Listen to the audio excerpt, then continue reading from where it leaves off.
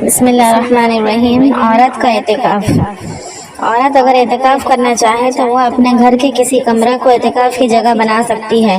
وہ کمرہ اس کے لیے مسجد کا حکم رکھے گا، یعنی اس کمرے سے بلا ضرورت باہر نہ آئے۔ اعتکاف والی عورت کا گھر کے صحن میں آنا۔ اعتکاف کرنے والی عورت اگر اپنے معتکف کمرے سے نکل کر بلا ضرورت گھر کے صحن میں آئے گی تو اس کا اعتکاف ٹوٹ جائے گا۔ عورت کا اپنے معتکف میں رہتے ہوئے گھر کے کام کرنا۔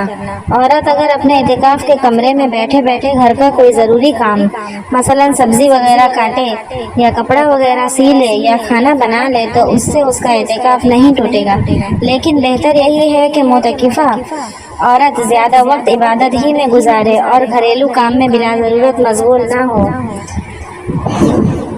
معتکفہ عورت شوہر سے الگ رہے۔ معتکفہ عورت کو اعتکاف کی حالت میں شوہر سے الگ رہنا لازم ہے، کیونکہ بحالت اعتکاف جمع کرنے سے اعتکاف ٹوٹ جاتا ہے، اور اعتکاف کے دوران بے حجابی کی باتیں اور بوش و کنار سب سخت مکروہ ہے اور اعتکاف ٹوٹنے کا خطرہ ہے۔